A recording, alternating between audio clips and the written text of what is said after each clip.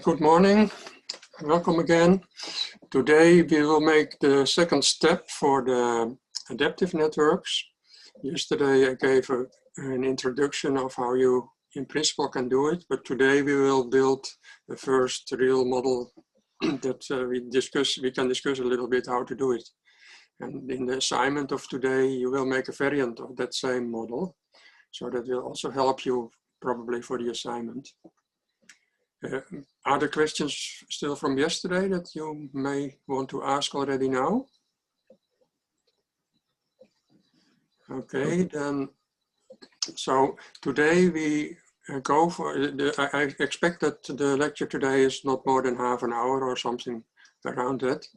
It's not really very long. So today we address the idea of plasticity and metaplasticity, which is from cognitive neuroscience. So it's just from empirical scientists, not from modelers or computational scientists. That's important to know that, because otherwise people can sometimes invent concepts that are only for the modeling and not in the real world relevant. But these are just from empirical scientists. Plasticity, of course, is already a very well-known term, where you can have changes in the brain structure for learning, and Hebbian learning is the most known example of that. That is first order adaptation. But plasticity, as it is not constant, you can have metaplasticity that can exert some form of control on it, depending on the circumstances. And that is what corresponds to second order adaptation. So these are two quotes. This is about plasticity. So the idea is from this paper of Chandra and Barkai that I also showed yesterday, is that there are two types of modifications of learning processes. And one of them relates to the strength of connections, and that's a form of learning. And the other one relates to the properties of the neurons themselves. It's also a form of learning that they explain in more detail. And this last one, for example, you can see it as they have done some experimental work on that. So that is the synaptic versus non-synaptic plasticity. This is synaptic and this is non-synaptic, this one. And then we have the metaplasticity, and that's one quote that I also used yesterday. That's this one, that adaptation can accelerate under certain circumstances, and that's the metaplasticity. So we want today we want to make a model to cover both of these things, and also these both things. So there are actually three things: synaptic, non-synaptic, and plasticity and metaplasticity. So these three things will be covered in the model of today. So let's see how to design such a model. So this is a drawing board, so drawing sheet. So this is a base network, very simple. So we keep that very simple. And now the question I pose is that we want to make this network adaptive, in the sense that we consider now first the plasticity only. So first order adaptivity, we want to have this connection adaptive, and we want to have the thresholds of the logistic functions for these two states adaptive. So how would you do that? You can think, of course, on the things that were discussed yesterday. We could create another layer with nodes that represent the different connections between the nodes we have on the first layer. Yeah, there is one connection here, so we do it now only for this one. Then we have, on the next layer, we have one state for that. That's what you're saying? Yeah. That's what you call the self model for that connection. And what about the other ones, the threshold of these two states?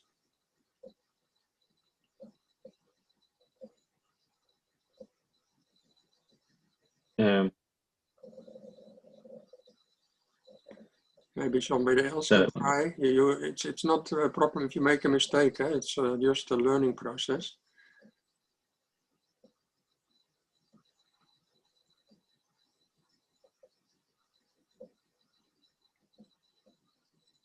remember that yesterday I've discussed different types of self-models for different types of characteristics. You remember that one?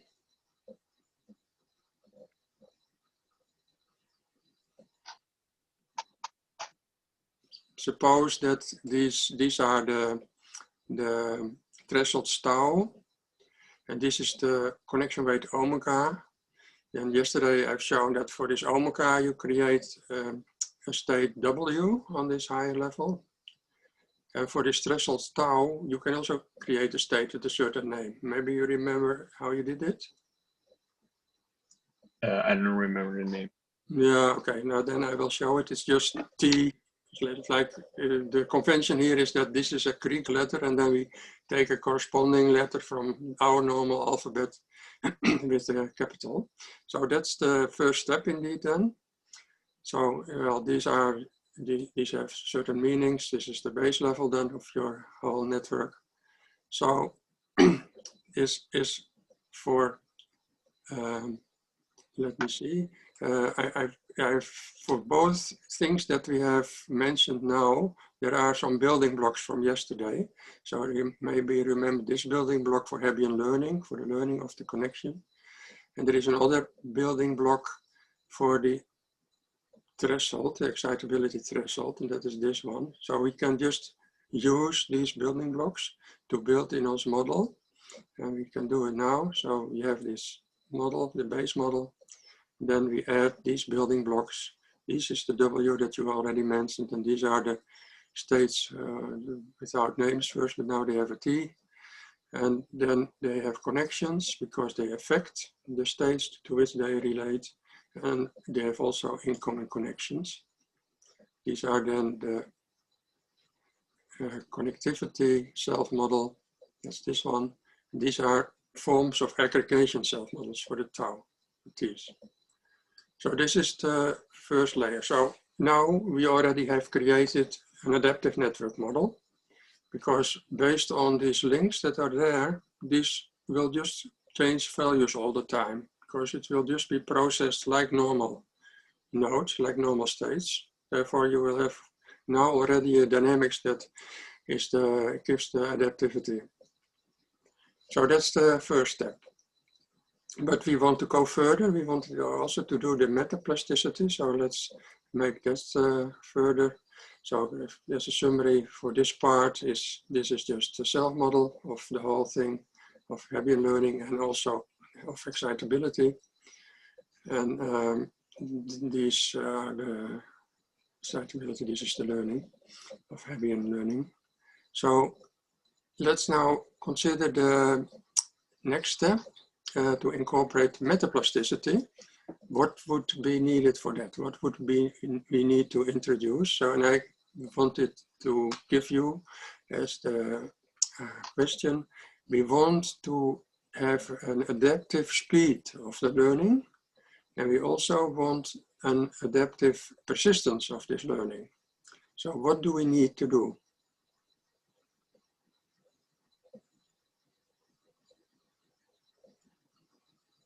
Well, we definitely need to create another layer, and that layer would need to link to the first order self-model, but also to the base level if you want to control both. Yeah, and what type of states would be in that next level? How do you mean? What do you mean? Sorry. Yeah, so like here we have a W state and a T state. Would you know what type of states we need there? Oh no, just something that links to the two factors that you just mentioned. Yeah, okay. Well, that's the H state for the speed and the M state for the mu, the persistence vector. So, okay, therefore also for these things, we had some building blocks yesterday. This is for the H, for the speed of the learning. And we have another one for the persistence, that's the M state. And that's second order aggregation self-model, and the other one is the second order timing self-model. So we can use these building blocks to incorporate them, and then to add indeed this extra layer, and these are then the names. By the way, these names are not even relevant for the machine. That's also what you say that how you connect them is the most important things. And we have the names for our own understanding, mainly, these names. So these are then some metaplasticity self-model states. So this is the self-model for the exposure accelerates adaptation and exposure modulates persistence. So we already have a model now that has 4 different types of adaptation. We have 2 different types on the first level, on the first order adaptation, so the connection and the thresholds. And we have another 2 here, the speed and the persistence. So we already have, in fact, 4 learning methods in one model. So this is an illustrative example that shows how you can do such things. So this is the way how it looks like now. So this is the first order self-model that we found there. And this is the second order self-model that we found there. And this is synaptic plasticity in the first order, and also non-synaptic plasticity in the first order. And in the second order is synaptic metaplasticity. So that's the model includes all these things already. In that sense, it is, although we kept it relatively simple with not many states, it is already a bit complex because it has a lot of dynamic effects and adaptive effects in it. So this is the idea of the example of chapter 4 of the 2020 book. The assignment that you will have today does not use the T states on this level. Instead, it uses 2 W states. And it does not use, let me see. Yeah, for this level, I don't remember well. I will come back to that at the end. There are also not exactly these states on that level. So don't get confused. Don't try to rebuild this one because the assignment is a little bit different.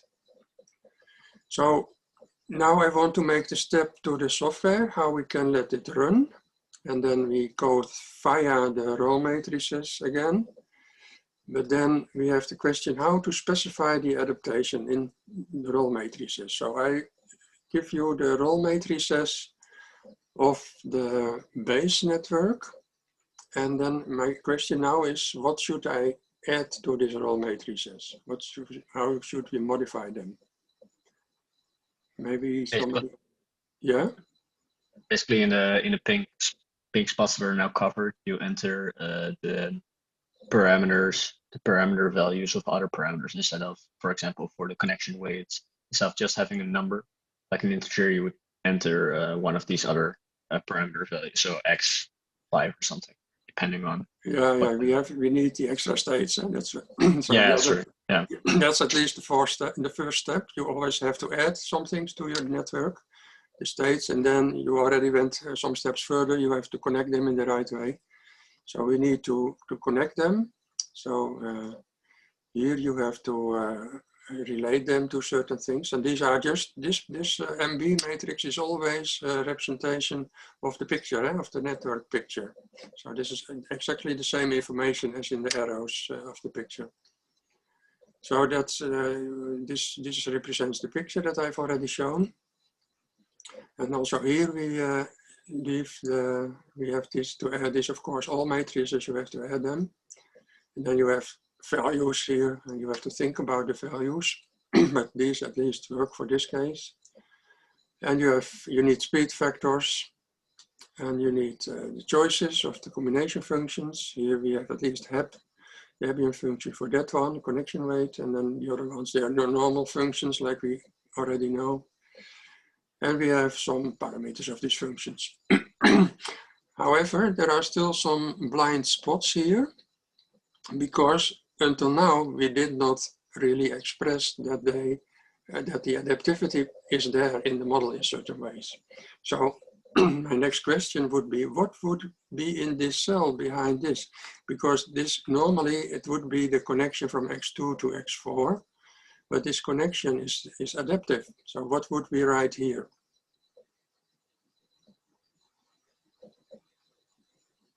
My guess would be X5, because that was the one controlling the connection weights between.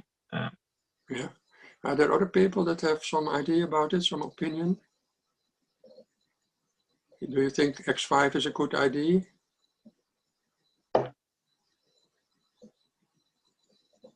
Yes, actually it is a good idea indeed, because you see, if it's X5 is here, then it's for the computer very easy to know that the value used for this position here, in fact, is the value of X5. And that's what we want. We want that this represents that value. So by putting that here in this position, it's easy for Matlab to know that at that position we need a number that is dynamically generated by this W. So in a similar way, you can think about here we have the speed of the W state. That means that this is second, the speed is adaptive, that's the second order state. For what state would I mention here?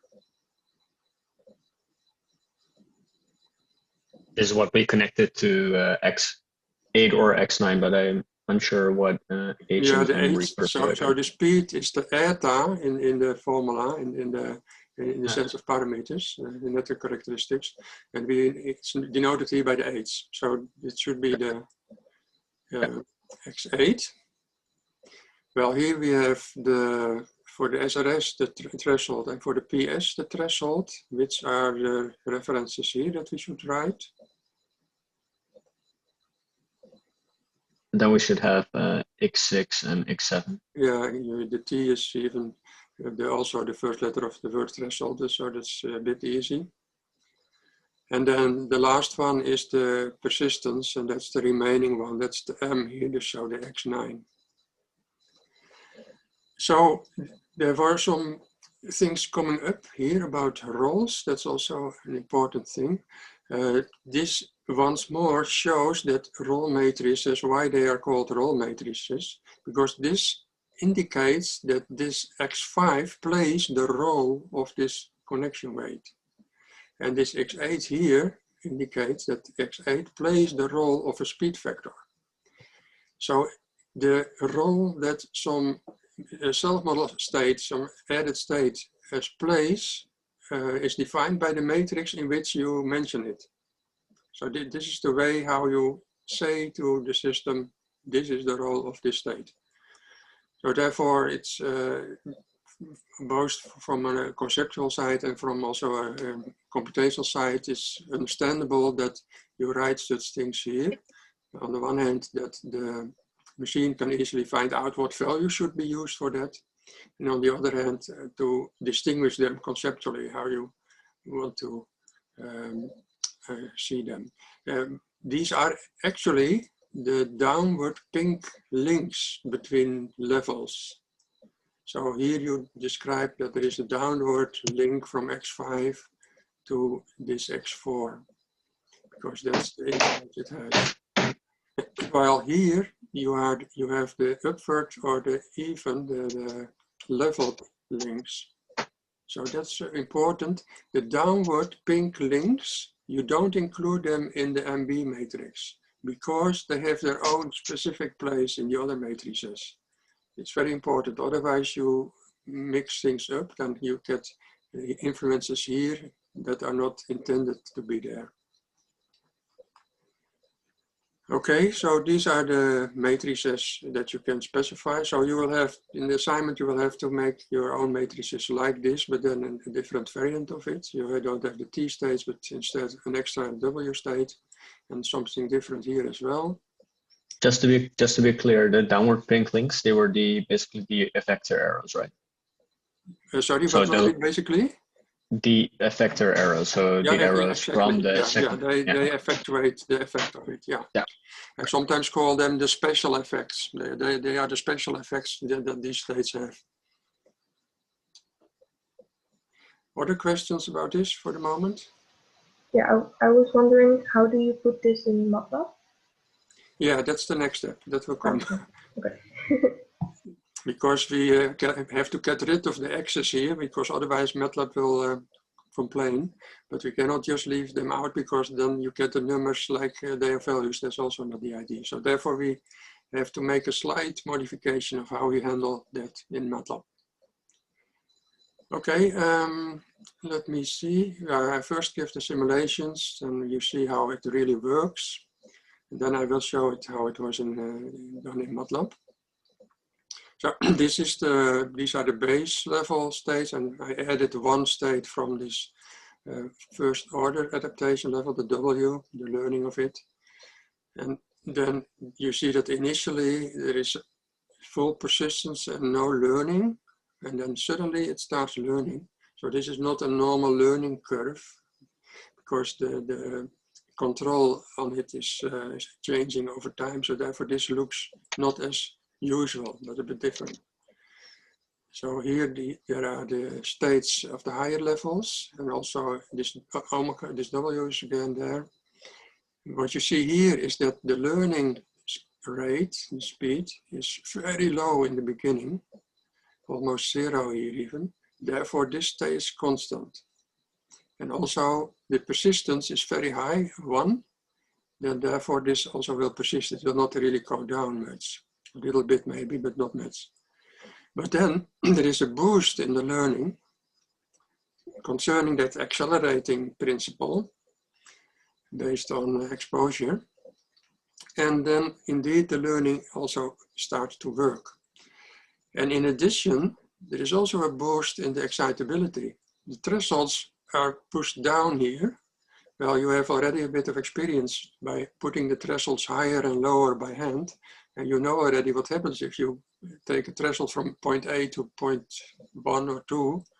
That will have a lot of effect on the activations.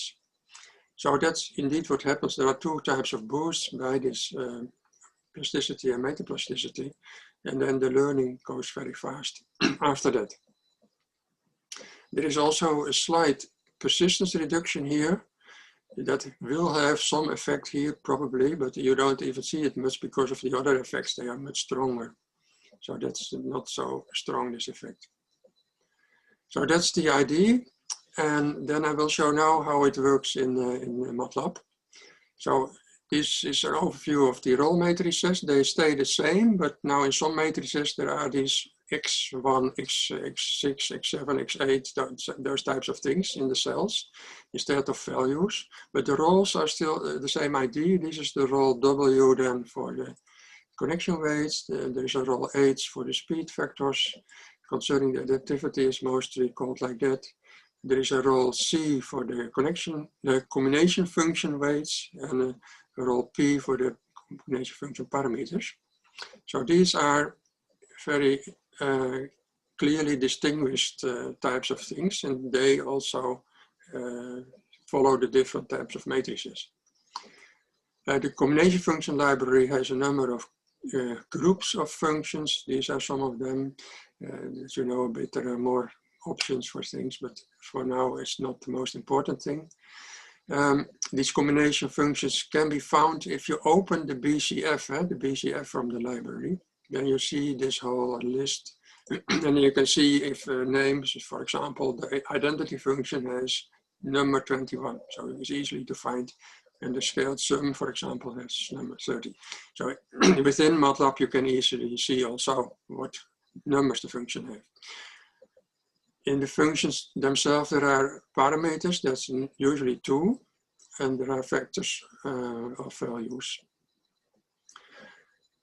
So now we have, again, to not forget to select the right functions. That's always, you should not forget. Sometimes it is forgotten and you just inherit the selection from last time, and then you get confused because they are not the same functions as you want now. So let's now go to the adaptive template. So the adaptive template has a slight number of differences, not many, but I will just show them which they are. The one main step for the copying is that now we have to split the role matrices, because these parts with values in it, they still work the same like the previous template, the non-adaptive template, but the ones with adaptation in them do not. because it's not that you have values there. So let's see how it works. This was one of these matrices for the connection weights. So this is called MCW without extra letter here, but it's now split in two, and that is with CWV and CWA. So for the values and for the adaptation. It is the adaptation matrix. What you do is that you leave out this for the value, so you leave this empty here, just you delete it for this matrix, and in another copy you delete just the other things, so all normal values.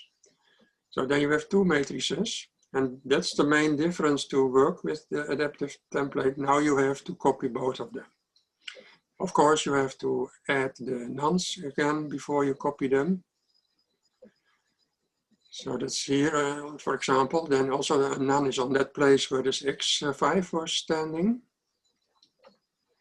And also for the other one, then you have nones everywhere except where the adaptive places were, the adaptive cells. So that's the only difference. You have to do a little bit more work, but then you gain that you can do any form of adaptivity, which is a big step. So therefore you have to copy it twice and make these two variants of it. And then you have to copy them in two different places, these parts, so only the numbers and the nonce. And these places are, in Matlab you can find them easily. This now not only this type of things with the V, but also with the A. So the first one you copy in within these brackets and the other one within the other brackets. So it's very simple if you know it and you have done it once. And it is not even much more work. It's just making one extra copy of the matrix and make the nonce in it. So then you will have these matrices if you look in your Matlab. So this is how it looks like then if you copy it. So it depends, of course, how many numbers are in the adaptation matrix is dependent on how far it is adaptive. If it's not adaptive so much, then you have not much numbers. So therefore in this one we have only 5. But if it would be more adaptive, then we would have more here. For example, if all connections would be adaptive, you would have at several places numbers. So then you have it, and then the rest is almost the same. You just press the play button and hope that everything is okay.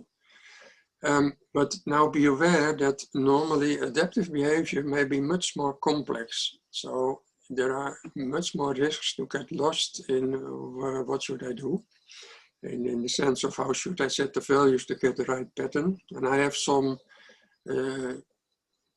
tips for that. Of course, try always to formulate clearly what behavior you expect, because if that is not so clear, then during the process you are also moving around in that, then you have a moving target. That makes it even more difficult. So try to formulate, like we did earlier in cases, what is the behavior that you want to see. And then do it step by step. For example, get first the base network okay. And you can do that by having all higher level states at 0 speed. So the speed factors of all higher levels, you make them 0 first, that they stay the same. You give them some initial values. And then make the base network work so that at really that part fulfills what you want to see.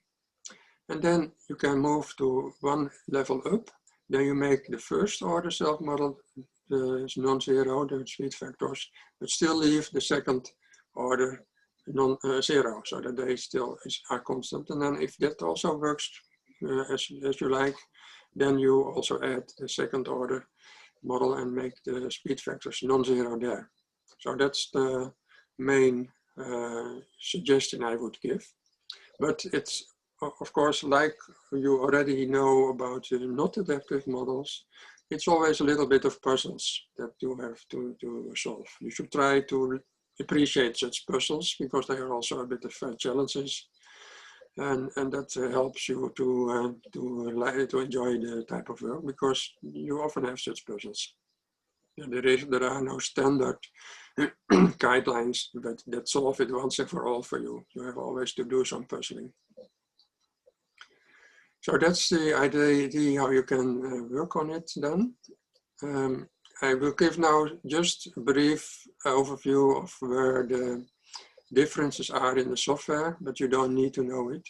So this is the software, this is the part where the administration is done. So here you check, you read the right values from the different matrices, for example. But now we have an adaptive part in it, and that's this part. This yellow part is the only thing what is extra compared to the previous template, the non-adaptive one. So here in the previous template, we just read the value from the speed factor of matrix. And here now we also have the dynamic ones that we read from other states, the X states, from the higher level states. That's also here. So these parts are different. And also for the other matrices, we follow all 4 matrices now. So there also you have the difference still between the adaptive values and the non-adaptive values, or else the default values. So these 4 two-line things are the only difference actually between the 2 templates, except of course that the different matrices, the brackets for the matrices are already there. This is the real computational part. Here the computation takes place, and I shown that. But it's just the same computation that we already had for non-adaptive networks. That is because we use the self-models. Because of the self-models, these characteristics that are adaptive are just handled like normal states that the non-adaptive template was already able to do. So therefore, except these small administrative things that I've shown, these 4 places which are yellow shaded, nothing changes. So this is just the same. So therefore, the software is actually quite compact. And maybe you remember yesterday that I was also discussing the hybrid approach for modeling adaptive networks. That is much more complicated because for every type of adaptation, you have to add certain program code to do that in your software. So that makes it quite difficult. And that was actually also in the past for me a motivation to look for a better way, because you can imagine that in final assignments, students came with interesting ideas for adaptation, but they were not in the software. And in a few weeks' time, in December, to implement all these things in the software, it was too difficult for us to always do that. So then we sometimes had to tell students, well, you have an interesting idea, but please use an already existing idea, which is of course not nice at all to tell that to students. So therefore now there are many more possibilities because all adaptation ideas are already possible now. You can just specify them by adding them as self-models. So to show what the effect was of this new approach that was for the first time last year in the course, these are the final projects from last year that were published. As you can see,